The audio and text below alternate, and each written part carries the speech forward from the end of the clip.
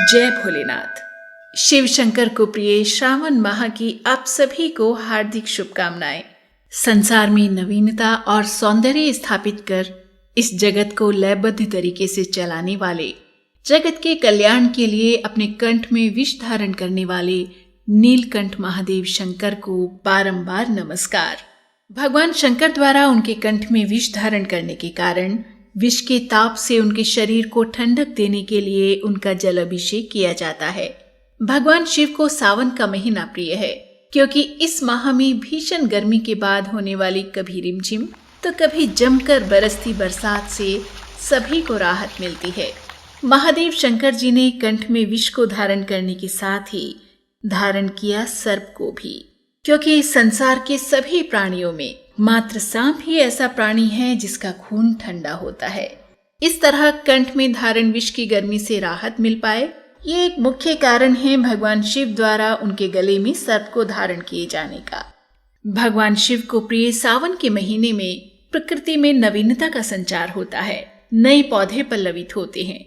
इस तरह इस माह में नए पौधे लगाना भी भोलेनाथ की सच्ची भक्ति है।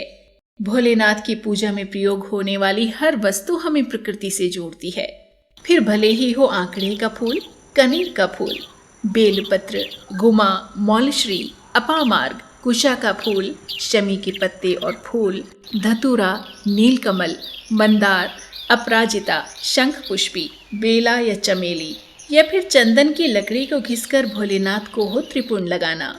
ये सब हमें निरंतर काल तक तभी आसानी से मिल पाएंगे जब भोले शंकर की भोली भक्ति से जुड़े इन सब पेड़ पौधों को हम अपने आसपास उपलब्ध स्थान के अनुसार लगाएं, साथ ही साथ साल भर इनकी थोड़ी देखभाल भी करते रहें। कहते हैं कि जल एवं स्थल में उत्पन्न जितने भी सुगंधित फूल हैं, सभी भगवान शंकर को प्रिय हैं। भविष्य पुराण में भी भगवान शंकर पर चढ़ाने योग्य इन सभी फूलों के नाम लिखे हैं। इनके अतिरिक्त और भी बहुत से पौधे हैं जो लगाए जा सकते हैं, जो भविष्य में एक बड़े पेड़ का रूप लेकर शिव के इस संसार को सौंदर्य प्रदान करते रहें और हम सब के लिए भी एक स्वच्छ वातावरण बन सके।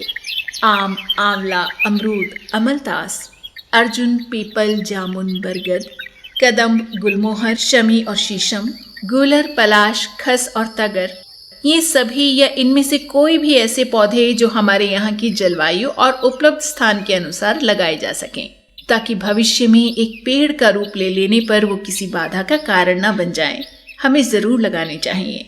और हाँ, कुछ समय तक जब तक कि वो पूर्ण रूप से विकसित न होने लगे, हमें उनकी देखभाल जरूर करनी चाहिए। पेड़ पौधों की देखभाल को अपने मन में बैठा लेने का एक सर्वोत्तम और आसान उपाय है, जो फिर से भोलेनाथ की भोली भक्ति से ही जुड़ा है।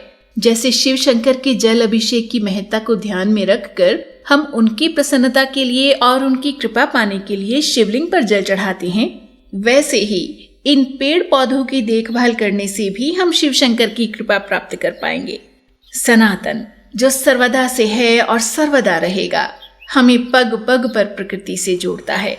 हर घर के आंगन में तुलसी का पौधा तुलसी की महत्ता को बता देता है। मान्यता है कि तुलसी से पूजित शिवलिंग और हरि विष्णु की प्रतिमा के दर्शन मात्र से ब्रह्म हत्या जैसे घोर पाप से भी मुक्ति मिल जाती है। इस तरह प्रकृति और शिव की शक्ति से जुड़े इस अंक में अब बात माँ गंगा की, जिन्हें भोलेनाथ ने अपनी जटाओं में धारण किया है और इस तरह हमें संदेश दिया है नदियों की महत्ता को समझाने का। पेड़ पौधों के साथ ही माँ प्रकृति का एक अभिन्न और अहम हिस्सा है हमारी नदियाँ। आज जरूरत है कि हम इन्हें साफ रखें, इनमें प्लास्टिक और कूड़ा करकट जाने से रोकें, ताकि हमारी ये पूज्य नदियाँ स्वच्छ और निर्मल बहती रहें। क्योंकि जलवायु परिवर्तन से जहाँ एक और बारिश उस नियमित रूप से नहीं हो पाती जैसे होनी चाहिए, वहीं अनियमित वर्षा के बावजूद हमारी पवित्र नदियों का अचानक बढ़ता जल स्तर, जो कहीं कहीं बाढ़ का रूप भी ले लेता है, हमें इशारा करता है कि हमारे द्वारा ही नदियों में फैलता प्रदूषण इसका कारण है। इस जल प्रदूषण को रोककर माँ प्रकृति के आशीर्वाद के भागी हम किस तरह बन सकते हैं, इसके लिए पहला कदम ये हो कि प्लास्टिक के बढ़ते उपयोग की तरफ ध्यान दिया जाए। प्लास्टिक का प्रयोग जहाँ तक संभव हो पाए कम किया जाए और जहाँ प्लास्टिक के प्रयोग से बचा ही न जा सके, वहाँ प्रयोग किए जाने के बाद एक सही तरीके से ही इसको रखा जाए, यूं ही यहाँ वहाँ ना फेंक दिया जाए। पानी पीने की बोतल हो या फिर खाने के सामान को पैक करने के लिए प्लास्टिक के पैकेट, ये सब हमारी सुविधा के लिए तो हैं, लेकिन हम कोशिश करें कि माँ प्रकृति को इनसे कोई परेशानी ना हो। फलस्वरूप हमारी नदियाँ भी स्वच्छ और निर्मल बहती रहें, हम भी स्वच्छ वातावरण में जी पाएं और हमें ऐसे किसी प्राकृतिक आपदा को न झेलना पड़े जिसका कारण कभी न कभी कहीं न कहीं हम ही थे।